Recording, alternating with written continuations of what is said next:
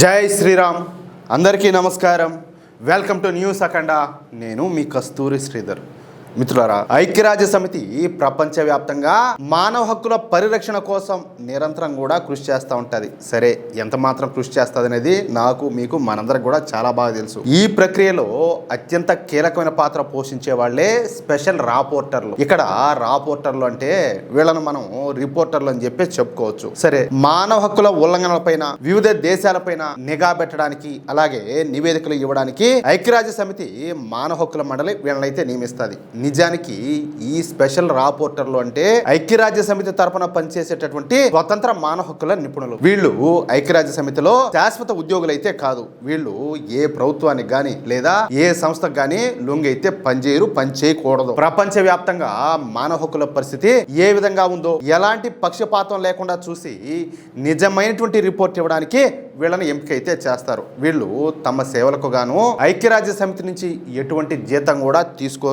తీసుకోకూడదు కూడా. ప్రపంచంలోని వివిధ దేశాల్లో భావ ప్రకటన స్వేచ్ఛ ఎలా ఉండాలి, మహిళలపైన హింస అనేది ఉండాదా, జాతి వివక్ష జరుగుతుందా అన్న విషయాలను వీళ్ళు పర్యవేక్షిస్తూ ఉంటారు. అలాగే బాధితుల నుంచి ఫిర్యాదులు కూడా స్వీకరిస్తారు. అనుమతి ఉన్నటువంటి దేశాలలో పర్యటించి క్షేత్రస్థాయిలో వాస్తవాలను తెలుసుకుంటారు. ఇక్కడ అనుమతి ఉన్న దేశాల్లో అని చెప్పేసి నేను ఎందుకు అంటున్నానంటే, ఇప్పుడు సపోజ్ నార్త్ కొరియానే ఉండాలి, ఆడికి పోయి సరే కాదులే ఇక్కడ భావ ప్రకటన స్వేచ్ఛ ఉన్నదా లేదా, మహిళలపైన ఏమైనా దాడులు జరుగుతున్నాయా లేకపోతే వాళ్ళ హక్కులు ఉన్నాయా లేదా అని చెప్పేసి ఆడు అడిగితే కిమ్మా ఏమైనా లేపుతాడు అట్నే. కాబట్టి అనుమతి ఉండే దేశాల్లోనే పర్యటిస్తారు. ఎక్కడైనా సరే మానవ హక్కుల ఉల్లంఘనలు జరిగితే సంబంధిత దేశానికి చెందినటువంటి ప్రభుత్వాలకు అత్యవసర లేఖలు లేదా నోటీసులు పంపించి వివరణ అయితే కోరతారు. అంతా పరిశీలించిన తరువాత తాము సేకరించిన సమాచారంతో పాటు ఆయా దేశాల పరిస్థితిని విశ్లేషించి ప్రతి సంవత్సరం ఐక్యరాజ్య సమితి జనరల్ అసెంబ్లీకి మానవ హక్కుల మండలికి తమ నివేదికలను అయితే సమర్పిస్తారు. మానవ హక్కుల రక్షణ కోసం ప్రభుత్వాలు ఎలాంటి చట్టాలు చేయాలో ఎలాంటి చర్యలు తీసుకోవాలో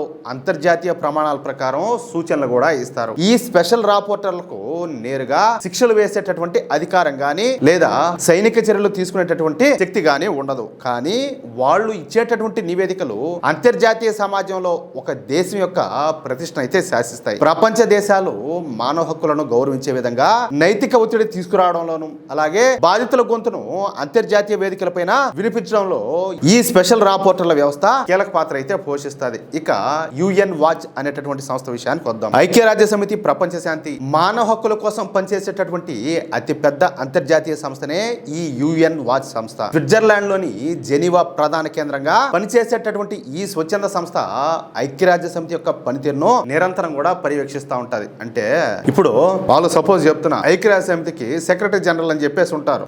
వాళ్ళు వచ్చేసి కొన్ని దేశాలకు అనుకూలంగాను కొన్ని దేశాలకు వ్యతిరేకంగాను పనిచేస్తూ ఉంటారు. గతంలో కూడా ఇలాంటి సంఘటనలు చాలా జరిగినాయి. అలాంటి వాళ్ళకి వీళ్ళు ముగుళ్ళు అవుతారు. అర్థమైందా? మన భాషలో చెప్పుకోవాలంటే ఈ యుఎన్ వాచ్ సంస్థను 1993లో మోరిస్ బి అబ్రామ్ అనేటటువంటి ప్రముఖ అమెరికన్ సివిల్ రైట్స్ లాయర్ అయితే స్థాపించాడు. ఇక్కడ మరొక విషయం ఏంటయ్యా అంటే ఐక్యరాజ్య సమితి నిబంధనలను దేశాలు పాటిస్తున్నాయా లేదా అన్నది చూడడం అలాగే మానవ హక్కుల పరిరక్షణలో పక్షపాతం లేకుండా వ్యవహరించడం ఈ వ్యవస్థ యొక్క ముఖ్య ఉద్దేశం. ఐక్యరాజ్య సమితిలోని కొన్ని విభాగాలు గాని సభ్య దేశాలు గాని రాజకీయ కారణాలతో పక్షపాతంగా వ్యవహరిస్తే యుఎన్ వాచ్ సంస్థ దాన్ని బహిరంగంగా విమర్శిస్తుంది. ముఖ్యంగా యుఎన్ మానవ హక్కుల మండలిలో ఉన్నటువంటి లోపాలను ఇదైతే బయట పెడతాది. ప్రపంచ వ్యాప్తంగా అణిచివేతకు గురవుతున్నటువంటి మానవ హక్కుల కార్యకర్తలు ప్రభుత్వాలను ప్రశ్నించేటటువంటి అసమ్మతివాదులు అలాగే బాధితులు ఐక్యరాజ్య సమితి వేదికలపైన తమ గళాన్ని వినిపించే విధంగా ఈ యుఎన్ వాచ్ అయితే సాయం చేస్తుంది. ఇక ఐక్యరాజ్య సమితి స్పెషల్ రాపోర్టర్ బెన్ సాల్ గురించి తెలుసుకుందాం. మానవ హక్కుల పరిరక్షణలో ఐక్యరాజ్య సమితి నియమించేటటువంటి స్పెషల్ రాపోర్టర్ల పాత్ర అత్యంత కీలకమైందని చెప్పేసి చెప్పుకునే కదా.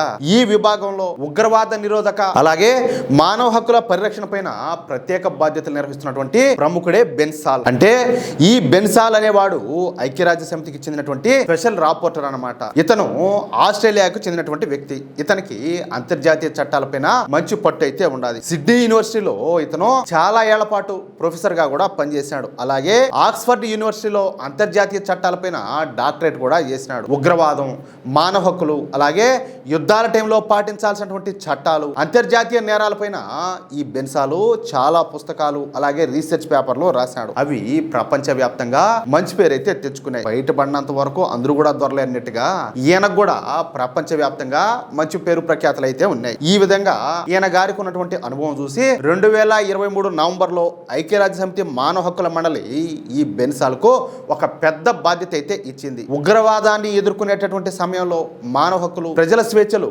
కాపాడుతున్నారా లేదా అన్నది చూసేటటువంటి స్పెషల్ రాపోర్టర్ గా ఈయన గారిని అయితే నియమించారు. ఇక అప్పటి నుంచి ఈ బెన్సాల్ గాడు నిద్ర లేచేసాలు తీవ్రవాదులకు సపోర్ట్ చేయడం, చైనాకు సపోర్ట్ చేయడం, ఇలాంటి లంగా పనులు, లత్కోర్ పనులన్నీ కూడా చేస్తా ఉన్నాడు. మన దేశ విదేశాంగ విధానాన్ని తప్పుపడుతూ మెంగను మెతుకులేనటువంటి పాకిస్తాన్, ఏది పాకిస్తాన్, అలాగే జిత్తులు మారి నక్కలాంటి చైనాను ఆకాశానికి ఎత్తేస్తా ఉన్నాడు. పైగా జమ్మూ కాశ్మీర్ లోని పెహల్గామ్ లో ఘోరమైనటువంటి ఉగ్రదాడి జరిగిన తర్వాత కూడా ఈ బెన్సాల్తో పాటు కొంతమంది యుఎన్ ప్రతినిధులు భారత సైన్యం తీసుకున్నటువంటి ఉగ్రవాద వ్యతిరేక చర్యలనే తప్పుపట్టారు. చూసారా వీడు బుద్ధి అట్టాడు. అక్కడ ముస్లింల పైన అణిచివేత జరుగుతోందంటూ నివేదికలు ఇచ్చి ఉగ్రవాదాన్ని కప్పిపుచ్చే ప్రయత్నం చేశారు. దీంతో భారత ప్రభుత్వానికి ఈ బెన్సాల్ పైన అనుమానం వచ్చి వీడి గురించి యుఎన్ వాచ్ సంస్థకి అయితే ఫిర్యాదు చేశారు. అంతే, ఇక ఈ యుఎన్ వాచ్ సంస్థ రంగంలోకి అయితే దిగిపోయింది. ఈ క్రమంలో ఐక్యరాజ్య సమితి స్పెషల్ రాపోర్టర్ ప్రొఫెసర్ బెన్సాల్ గాడు చైనా ప్రభుత్వం నుంచి $150,000 అంటే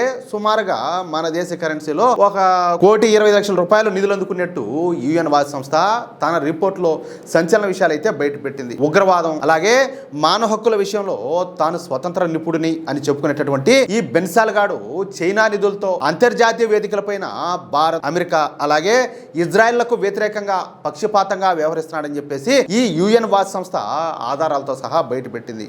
ఈ బెన్సాల్ కార్యాలయానికి చైనా ప్రభుత్వం నేరుగా $150,000 నిధులు బదిలీ చేసినట్లు ఆధారాలను కూడా సేకరించింది. బీజింగ్ నుంచి భారీగా నిధులు అందుతా ఉండడం వల్లే ఈ బెన్సాల్ చైనాలో ఉయ్గూర్ ముస్లింల పైన జరుగుతున్నటువంటి మానవ హక్కుల ఉల్లంఘనల పైన వ్యూహాత్మక మౌనం పాటిస్తున్నాడని, దానికి బదులుగా ప్రజాస్వామ్య దేశాలైనటువంటి భారత్ అలాగే వెస్టర్న్ దేశాలపైనే ఈ బెన్సాలు తరచుగా విమర్శలు చేస్తున్నాడని యుఎన్ వాచ్ ఎగ్జిక్యూటివ్ డైరెక్టర్ అయినటువంటి హిల్లెల్ న్యూయర్ సంచలన విషయాలు అయితే బయటపెట్టాడు. అంటే మన దేశాన్ని, మన హిందూ సమాజాన్ని, మోడీ గారి ఇమేజ్ ని అప్రతిష్ట పాలు చేయడానికి ఐక్యరాజ్య సమితి లెవెల్లో కుట్రలన్నీ కూడా జరిగినాయి. ఈ తాజా రిపోర్ట్ తో ఒక విషయం అయితే క్లియర్ అయింది. ఐక్యరాజ్య సమితి మానవ హక్కుల విభాగంలో ఉన్నటువంటి కొంతమంది నిపుణులు నిజంగా స్వతంత్రంగా లేరని, వాళ్ళు చైనా లాంటి కమ్యూనిస్టు దేశాల జీతగాళ్లుగా మారిపోయి భారత్ వ్యతిరేక ప్రచారానికి అంతర్జాతీయ వేదికలను వాడుకుంటున్నారని భారత్ చెబుతున్న మాటలకు బలం అయితే వచ్చింది. ఇక ఈ బెన్సాల్ గాడి బతుకు బస్ స్టాండే అనమాట. ఇలా ఇంకెవడు లెక్క చేస్తాడు, ఎవడు పట్టించుకుంటాడండి, ముందు పీకిని పక్కన దబ్బాల ఇట్టుంటది. అందుకని చెప్పిన ఐక్యరాజ్య సమితి అనేది దాంట్లో ఉండేవాళ్ళంతా ఏం శుద్ధ పూసలు కాదు, అర్థమైందా?